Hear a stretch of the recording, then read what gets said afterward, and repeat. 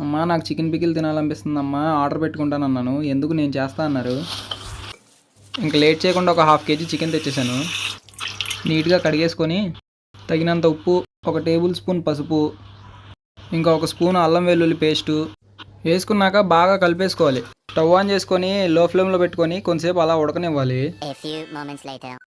ఇదేంటి వాటర్ ఎక్కడ నుండి వచ్చి నీళ్ళు పోసారా ఏంటి అనుకుంటున్నారేమో, కాదు, లో ఫ్లేమ్ లో అలా ఉంచి బాయిల్ చేస్తుంటే అదే వస్తాయి. ఇంకా స్టవ్ ఆఫ్ చేసేయండి. తర్వాత ధనియాలు, ఆవాలు, జీలకర్ర, మెంతులు, చెక్క, లవంగాలు, యాలకులు లో ఫ్లేమ్ లో పెట్టుకొని ఫ్రై చేయండి. ఫ్రై చేయడం అంటే కాల్ చేయడం కాదు, ఇలా ఫ్రై చేసుకుంటే ఎక్కువ రోజులు వచ్చిందంట పచ్చడి పాడవకుండా. మెత్తగా పౌడర్ చేసుకోండి. తర్వాత స్టవ్ వెలిగించి బాండి పెట్టి శనగ నూనె పోసుకోండి. ముక్క మునిగేంత చూసుకొని కరెక్ట్ గా పోసుకోండి. నూనె వేడయ్యేదాకా మీరు ఒక లైక్ చేసుకోండి. నూనె వేడైనాక ఇందాక బాయిల్ చేసుకున్న చికెన్ వేసుకోండి. ఫ్రై చేస్తున్నప్పుడు గరిటె పెట్టి కదిలిస్తూ ఉండండి, ఎందుకంటే అన్ని సమానంగా ఫ్రై అవ్వాలి కదా. మరి లైట్ రెడ్డిష్ కలర్లో వచ్చేదాకా ఫ్రై చేసుకోండి. ముక్క చూడండి ఎంత చక్కగా ఉందో, మెత్తగా. అదే గట్టిగా అయిపోతే బాగోదండి తినడానికి.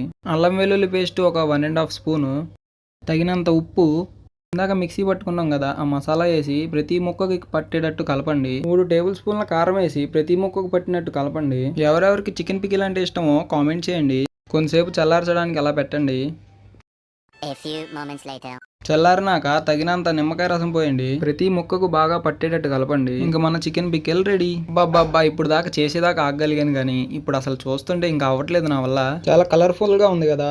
ఇంత టేస్టీగా వండి పెట్టి అమ్మ ఇంట్లో ఉంటే ఇంకెందుకండి బయట ఆర్డర్ పెట్టుకునేది మనం. ఆ ముద్ద కలుపుతుంటే నా నోట్లో మాత్రం వాటర్ మామూలుగా రావట్లేదు. ముక్క చూసారా ఎంత మెత్తగా చక్కగా బాగా ఉడికిందో, చాలా బాగుంది కదా. టేస్ట్ అయితే చాలా బాగుంది, సూపర్ ఉంది అసలు. నేనైతే ఇంక బయట ఆర్డర్ పెట్టను ఎక్కడ. ఇంకెందుకు లేటు, మరి మీరు కూడా ట్రై చేయండి.